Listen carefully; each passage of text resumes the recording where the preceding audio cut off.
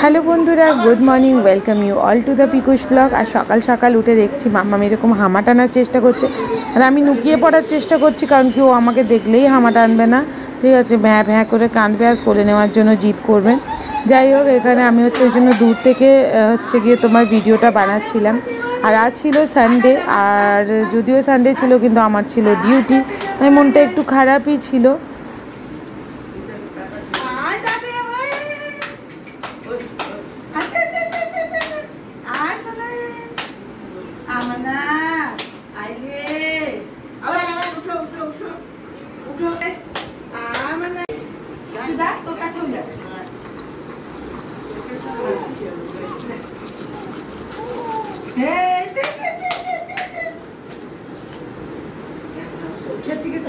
So आज होते Sunday and I am doing my duty because I am doing a supervisor duty. तो Delhi AIIMS থেকে আসার পরে this is the first time I am doing duty on a Sunday. I am not feeling good. তো আজকে দেখো বাইরে প্রচণ্ড রোদ। যাই হোক, আমার লাঞ্চ টাইম শুরু হয়ে গেছিলো। আমি বাড়ি গিয়ে আজকে মামামের জন্য ফার্স্ট টাইম ডিম খাওয়াবো বলে, তো এখানে হচ্ছে ডিমের মধ্যে অল্প একটু শুধু গোলমরিচ দিয়ে আর ডিমটাকে ভালো করে ফেটিয়ে নিলাম। দেন আর কি হচ্ছে গিয়ে একটা লোহার তাওয়ার মধ্যে হচ্ছে খানিকটা জল নিয়ে নিলাম। জলটা দেখতেই পাচ্ছ, ভাপ ওটা ফোটা ফোটা মতো হয়ে গেলে দেন হচ্ছে ডিমটা দিয়ে আর একটু স্ক্র্যাম্বেলড এগ বানিয়ে নেবো।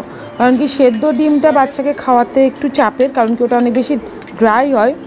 তার থেকে আমার মনে হয় যে এইভাবে স্ক্র্যাম্বেলড এগ করে খাওয়ালে অনেকটা নরমও হয় আর বাচ্চার খেতেও সুবিধা হয়।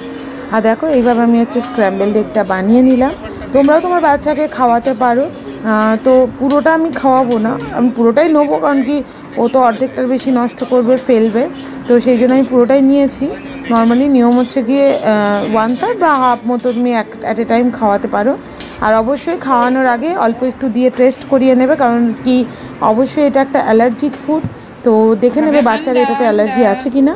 টেস্টও তো করে নিয়েছে। আর তার সাথে আছে ভাত, তার সাথে আছে রসুন দিয়ে, পেঁয়াজ দিয়ে, কুমড়ো দিয়ে ডাল। আর অবভিয়াসলি আমার মেয়ের ডাঁটা তো লাগবেই। এই দেখো, ডাঁটাটাই সবার আগে খাচ্ছে।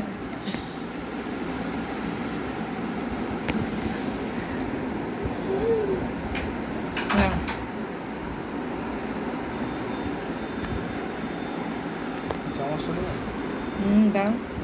তো মাম্মামকে খাওয়ানোর পরে আমার নেক্সট কাজ থাকে হচ্ছে মিল্ক বের করা, কারণ কি আমি ওকে বাইরের দুধ কোনো খাওয়াই না, তো পাম্প করেই ওকে খাওয়াই, কারণ কি যে টাইমটা ডিউটি থাকি সেই টাইমটা। তো আমি সেটা যখন করি ও প্রচণ্ড দুষ্টুমি করে, আর বাবার কাছ থাকে, বাবা থাকলে সামলায়, নইলে মাই সামলায়, আর কিছু অপশন নেই। তো এখানে বিস্কুটটা দেখো কেমন দুষ্টুমি করছে। আর বাইরে ও কিন্তু আজকে হচ্ছে গিয়ে বারবার হামা টানার চেষ্টা করছে, টুকটুক করে টানছে, একদম যে টানছে না তা নয়, তবে পুরো যে টেনে যেতে পারছে তা নয়, শুয়ে পড়ছে এক পাক পাক করে টেনে। মামা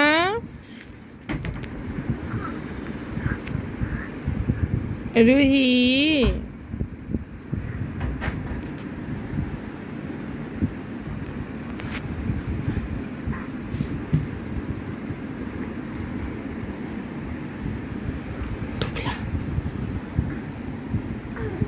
ফাইনালি আমার আজকের ডিউটি শেষ। এই সপ্তাহে আমার নো রেস্ট হয়ে গেছে। হ্যাঁ, আজকে ছুটিটা নেওয়া যায়, কালকে কিন্তু আপাতত রাখছি, যেহেতু এক্সট্রা কোনো ছুটি আমরা পাই না। মেয়ের আধার কার্ড যেদিন বানাতে যাবো সেই দিন লাগবে, কারণ কি একদিনে যদি না হয় কদিন লাগবে তো জানি না। যাই হোক, ফার্স্ট সুপারভাইজার ডিউটি ডান। একটু ভালো লাগছে, মানে কালকের থেকে ভাবছিলাম যে কি করব কি না করব এইসব, কিন্তু আজকে অন্যটা না, ঠিক আছে, চলবে। ডিউটি থেকে এসে গেছে মামা, হাসিটা দেখো। আজকে সবাই জিজ্ঞেস করছে যে পুতকুলিটা কেমন আছে ম্যাডাম, কবে জয়েন করলেন? আরে পুতকুলি নেই, এখন দুধ তো পুরকু হয়ে গেছে, দুঃখ পুতকুলি এখন পান সাজা দেখ, এই বুড়ি হচ্ছে পান সাজছে, পুতকুলি ওটাই দেখছে। পুতকুলি একটু চা খাবো কি আমরা, বলো? আমার মেয়ের নতুন স্পাইকটা কেমন হয়েছে? ইউনিকর্নের মতো। এই ইউনিকর্ন না, এটা হচ্ছে একটা ম্যাক্সিং মালাগন্ডা, মার্ভেলের একটা ক্যারেক্টার আছে, একটা ব্লু কালারের লোক আছে, তার একটা এরকম সিন আছে। আমরা যাচ্ছি এখন বাজারে, কিন্তু মামামদেরকে নিয়ে যাচ্ছি না, কারণ কি যাবো পার্লারে। কেন যাব এখন বলবো না, নিউ লুক একেবারে শেয়ার করব, তাই তো।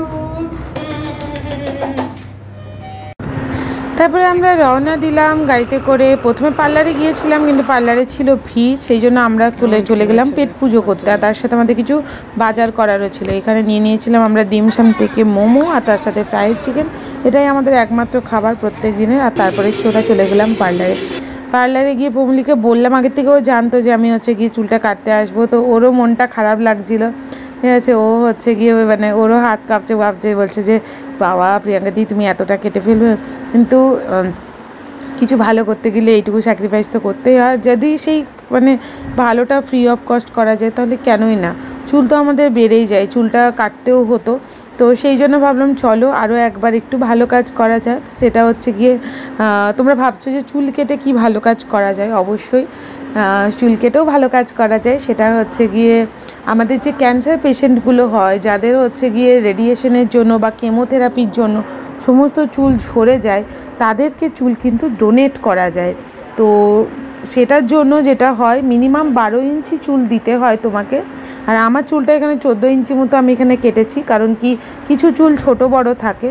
12 ইঞ্চির কমে চুলের কোনো সেরকম ইউজ হয় না, তো ওটা ওয়েস্ট হয়ে যায়। সো বেটার একটু বেশি কাটা। অ্যান্ড দেখো ফাইনালি আমার কাটাটা হয়ে গেছে।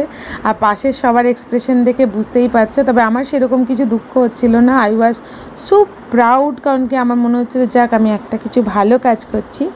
আর আমার এই নতুন লুকটা কেমন লাগছে বলো। অ্যান্ড দেন আমি হেয়ার কাট করে নিলাম। এ দেখো হেয়ারটা একটু নর্মাল মানে রাউন্ড মতো কাট করে নিয়েছিলাম।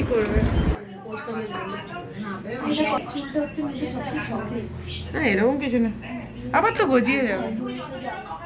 কাটের পর আমরা একটু হেয়ারটা স্পাও করিয়ে নিয়েছিলাম, কারণ কি চুলটা এত ড্রাই হয়ে গিয়েছিলো। আর কিছুদিন ধরে জাস্ট কোনো কেয়ার করা হচ্ছিল না। নিজের কেয়ার তো হয় না, ছেড়ে দাও, কিন্তু চুলটার অবস্থা এত খারাপ হয়ে গিয়েছিলো। এমনি পোস্টপার্টাম হেয়ার লস, তার সাথে গিয়ে আরও গিয়ে তোমার মানে কেয়ারলেসভাবে যেটা হয়।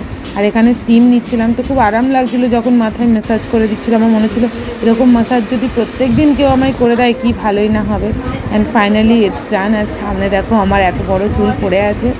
যাই হোক, খারাপ বলতে খারাপ লাগছিল না অ্যাকচুয়ালি, কারণ কি আমার এটাই মনে হচ্ছিলো চুলটা তো বেড়েই যাবে, অসুবিধা নেই। অ্যান্ড তারপরে আমার বাড়ির লোকের রিয়াকশন দেখো। দিদি না না বাড়াবাড়ি দিদি লাগছে। এখন গিয়ে পরে দেখবো রুই আর মা আর দিদার রিয়াকশনটা কেমন হয়। হেলমেটটা পরে যায়।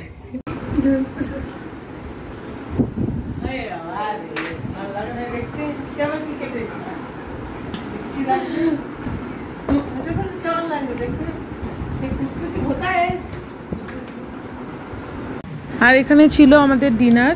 ডিনারে মামামের জন্য বানিয়েছিলাম পাস্তা।